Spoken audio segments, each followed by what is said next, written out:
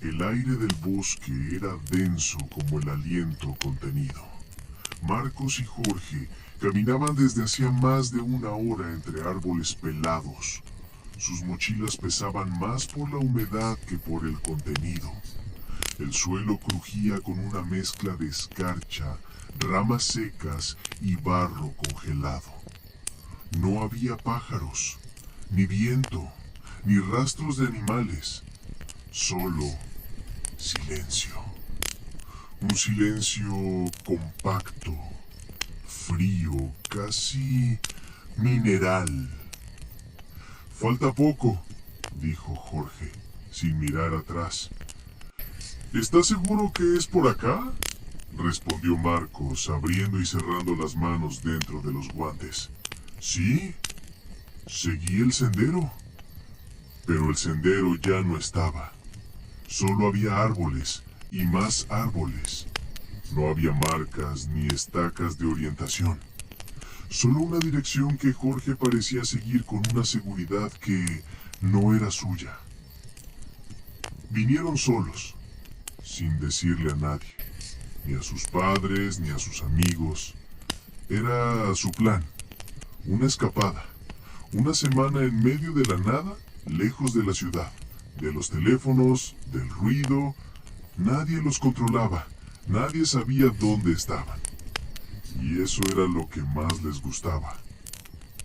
El lugar que habían elegido era un claro escondido, cerca de un arroyo congelado entre dos colinas bajas. Jorge lo había visto en un mapa viejo, en un foro de excursionistas. Decían que no figuraba en Google Maps, que era un lugar olvidado, ideal para desconectarse. Cuando llegaron ya caía la tarde. El sol, una mancha naranja deformada, se perdía detrás de los árboles. Armaban la carpa entre murmullos, sacudiendo la escarcha del suelo, encendiendo una fogata tímida con leña húmeda. No hablaban mucho. No hacía falta.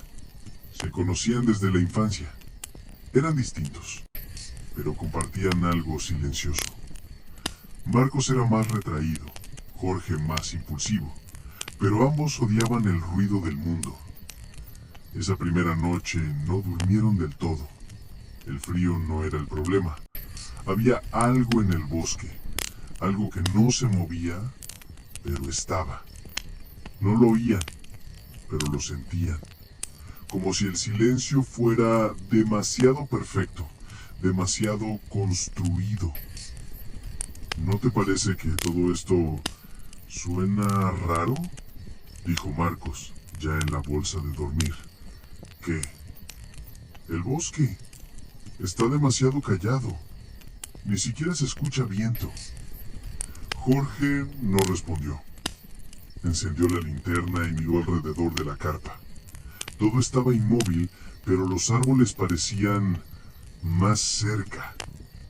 A la mañana siguiente, las huellas alrededor de la carpa eran mucho más de las que debían haber. Ellos solo habían dado algunas vueltas para juntar ramas, pero había más pisadas.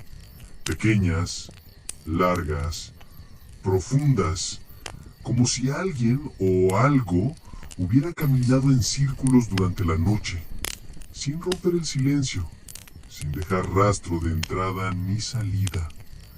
Seguro son animales, dijo Jorge, mientras preparaba café en la hornalla portátil. ¿Qué clase de animal camina así? ¿Uno curioso? Marcos no insistió, pero desde ese momento empezó a prestar más atención. Caminaban por la zona durante el día, explorando, recolectando madera, pero cada vez que se alejaban más de 30 metros de la carpa, se perdían. No podían explicar cómo, pero tardaban más de lo previsto en volver, y nunca encontraban dos veces el mismo sendero. El bosque los desorientaba, cambiaba, y siempre terminaban volviendo por otra dirección. Al caer la segunda noche, el cielo estaba despejado. Las estrellas brillaban con una intensidad extraña, casi artificial. El fuego crepitaba, pero el calor no parecía suficiente. ¿Vos lo sentís?, preguntó Marcos, mirando hacia los árboles. ¿El qué? Que nos observa. Jorge rió, pero sin convicción. No hay nadie acá, boludo. Justamente por eso. Esa noche escucharon los pasos, lentamente, alrededor de la carpa. No eran animales, era algo más grande. Uno, tal vez dos, pero se movían como si flotaran, como si supieran exactamente dónde estaban. Jorge quiso salir con la linterna, pero Marcos lo detuvo. No hagas ruido, susurró. Si no nos movemos, no saben que estamos. Claro que lo saben, pero no salieron. Se quedaron quietos, horas, hasta que amaneció. El día siguiente fue aún peor. La niebla bajó del arroyo, espesa como leche podrida. No podían ver más de 5 metros. Jorge empezó a ponerse nervioso. Caminaba en círculos. Intentaba captar señal con el celular, pero no había nada. Solo una barra de batería vacía y una pantalla inmóvil. Tenemos que volver. ¿Y cómo? No sabemos dónde está el camino. Lo encontramos. ¿Y si no? Jorge lo miró. Por primera vez en todo el viaje tenía miedo real en los ojos. ¿Y si nunca hubo camino? El silencio volvió a apretarse. Pasaron el día sin comer. El agua se congeló en las botellas. El bosque se volvió más oscuro incluso con el sol sobre ellos. La criatura, porque ya no había dudas de que era una, estaba cada vez más cerca. No la veían, pero la sentían. Como que el fuego no permitía el calor, como si algo absorbiera el calor. La linterna falló 2 veces. Las baterías estaban nuevas. No es normal, dijo Marcos. No, no lo es. ¿Qué crees que es? Jorge no respondió, pero esa noche durmió con un cuchillo en la mano, como si eso sirviera de algo. A las 3 de la mañana, la carpa se abrió sola, sin viento, sin sonido. Una mano, larga, gris, con dedos finos como ramas quemadas, asomó por la entrada. Marcos gritó. Jorge atacó. No había nada, solo frío, y la carpa, rasgada en uno de sus lados. Pasaron el resto de la noche abrazados, temblando, esperando que el sol los salvara. Pero al amanecer, el bosque era igual, el cielo opaco, como si el tiempo no avanzara. No podemos seguir así, dijo Jorge. O salimos o morimos acá. ¿Y si ya morimos? Jorge lo miró con rabia, pero no dijo nada, porque también lo pensaba. Decidieron caminar.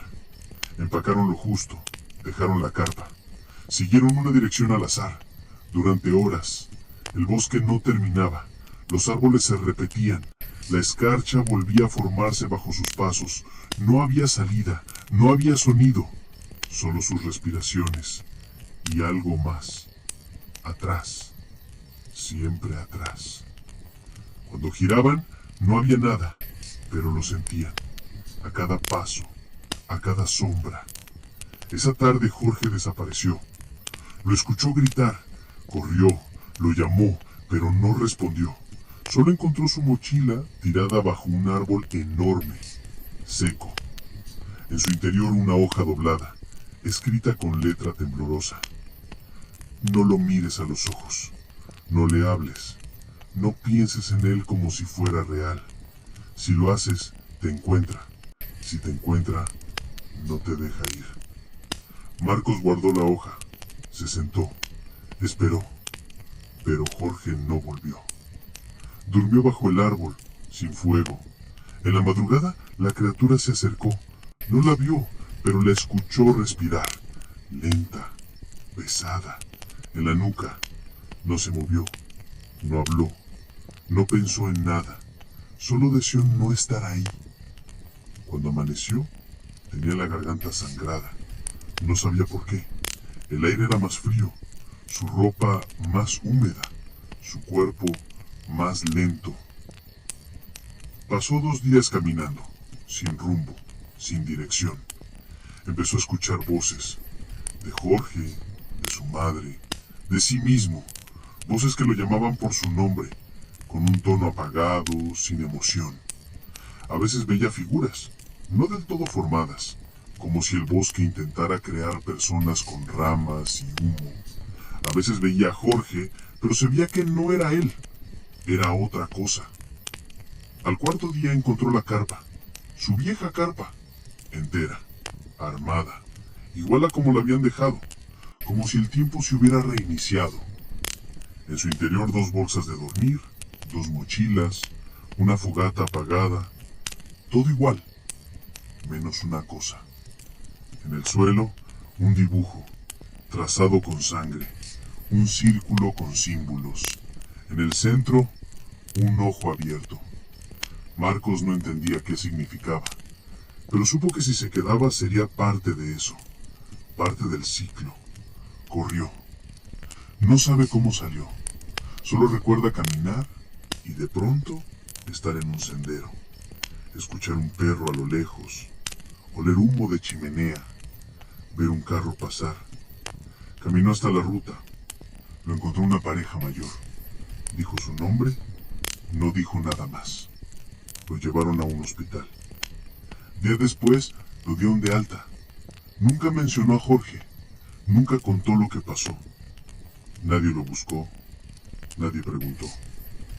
Hoy, años después, a veces vuelve a soñar con el bosque, con la criatura, con la mano en la carpa y con Jorge, que lo mira desde lejos, sonriendo como si nunca se hubiera ido.